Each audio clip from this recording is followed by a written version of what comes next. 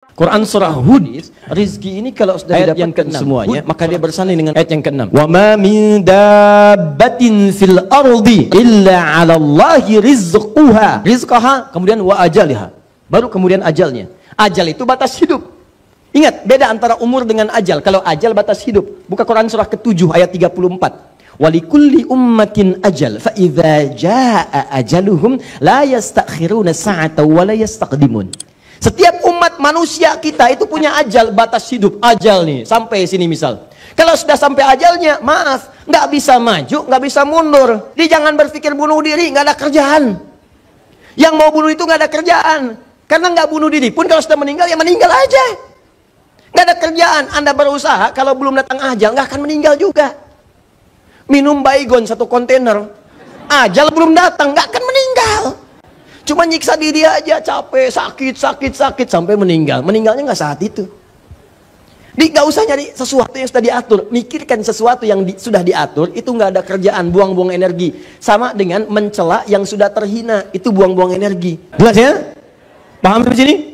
Ah ini, jadi rizki itu pertama telah tetap, yang kedua telah terukur. Anda mesti paham, kalau Anda sudah mengerti ini, maka Anda tidak akan pernah tertarik mengambil rizki orang. Cukup orang Islam itu paham kaidah ini, maka tidak akan pernah ada pencurian, nggak akan ada korupsi. Karena rizki kita itu telah ditetapkan, nggak akan berubah. Jadi Anda mencari dengan yang haram pun nggak akan nambah, tetap segini. Tetap tidak akan berubah. Jadi nggak ada kerjaan. Kalau ada orang terpikir ngambil, berbuat curang, nggak ada kerjaan. Demi Allah saya katakan nggak ada kerjaan.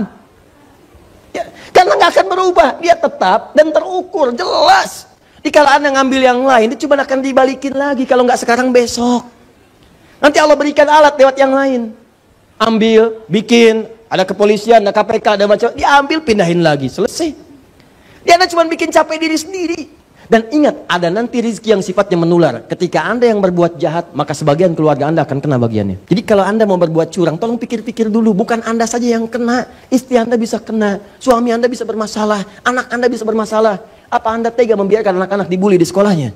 Dan disebutkan anak seorang koruptor, anak seorang pencuri, anak maling.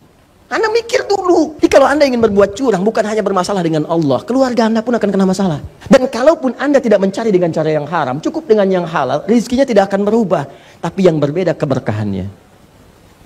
Itu yang berbeda.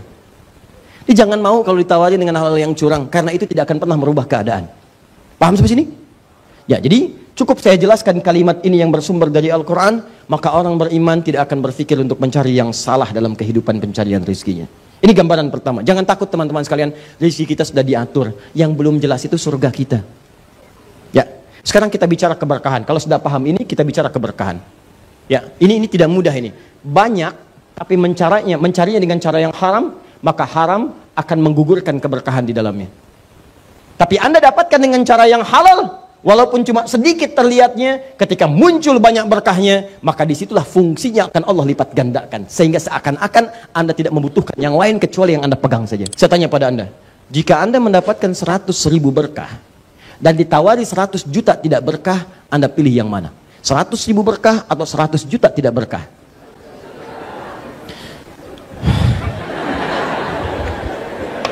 Bapak dan Ibu, saya harus menerapkan teori ini. Saya sedang mengetes bagaimana keyakinan kita kepada Allah. Kalau jawaban ketiga, itu semua orang pasti mengharapkannya. Jadi nggak saya tanya, pun Anda pasti milih itu. Cuman kita sedang berbicara dalam situasi begitu, bagaimana keterkaitan kita dengan Allah. Online nggak? Ada nggak kekuatan jiwa kita tuh? Yang ketiga mah nggak usah dipilih. Maksud saya begini, kalau Anda dihadapkan pada situasi yang begini, dan tidak ada pilihan yang lain.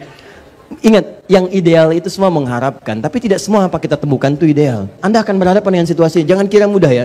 Setiap yang kita pelajari itu akan ada prakteknya. Jadi kaidah ilmu itu begini, ketika Anda mendapatkan pengetahuan, maka Allah akan lekas mengujinya. Dan Anda akan dihadapkan pada yang demikian. Saat di pasar, di kantor, di mana-mana dan sebagainya. Sudah, kalau sudah paham ini, maka kesimpulannya, jangan coba-coba mencari yang haram. Karena konsekuensinya, satu, keberkahan akan hilang. Berkah itu artinya ziyadatul khair, bertambah nilai manfaatnya. Jadi walaupun cuma dapat 100.000, tapi karena manfaatnya banyak, dijaga oleh Allah kebutuhannya.